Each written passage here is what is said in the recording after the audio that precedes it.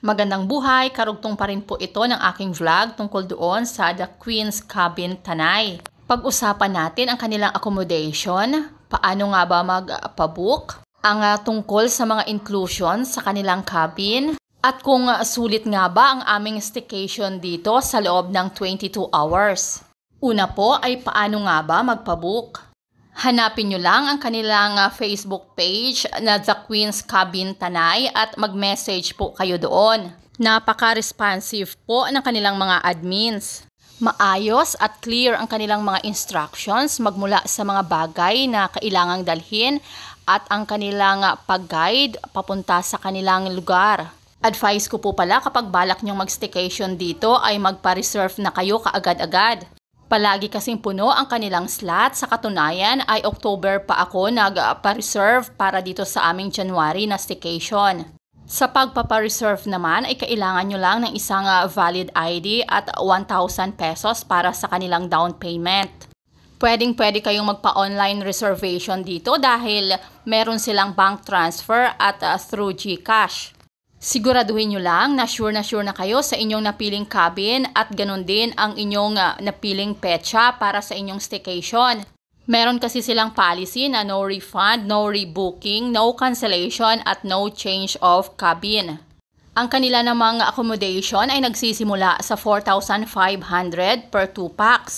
5,500 naman for 4 packs at 6,500 para sa 5 to 10 packs. Pero kung kayo ay 10 pataas ay kailangan nyo magdala ng tent dahil 3 lamang ang beds dito.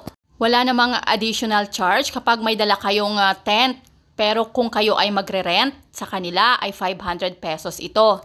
Inaalaw pala nila ang hanggang 15 persons sa cabin, kung kaya't para sa akin ay sulit na sulit itong 6,500 para sa magbabarkada.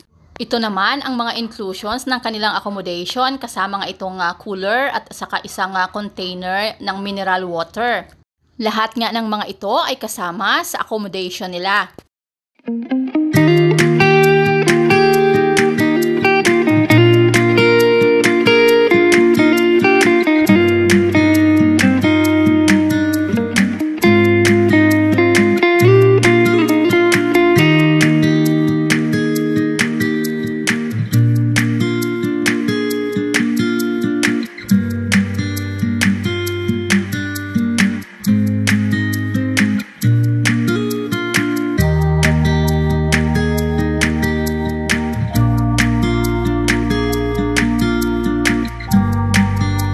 Dahil nga sa malamig dito ay nagdala ako ng iluluto na sopas.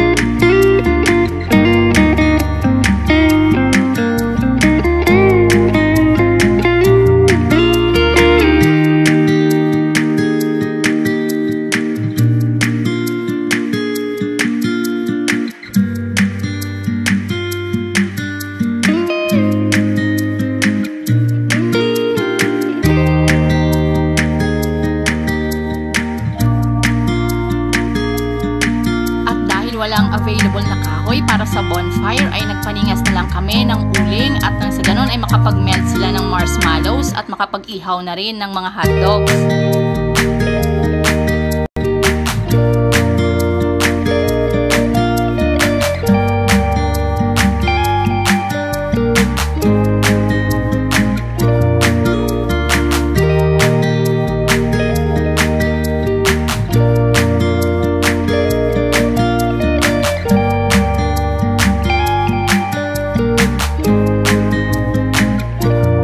Sa umaga naman ay huwag niyong palalagpasin na makapture ang sea of clouds.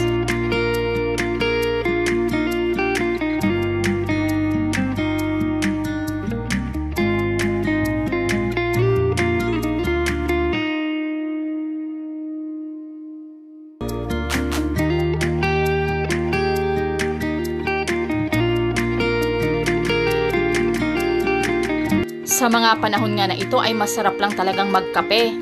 Malamig pala at maganda ang view dito dahil napapalibutan ito ng bundok ng Sierra Madre.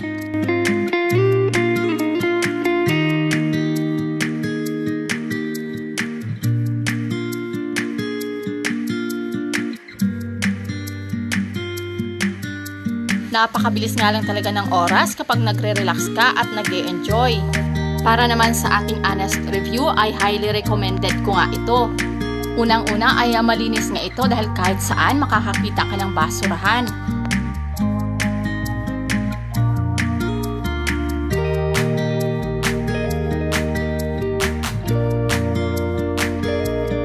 Malinis nga din ang kanilang banyo.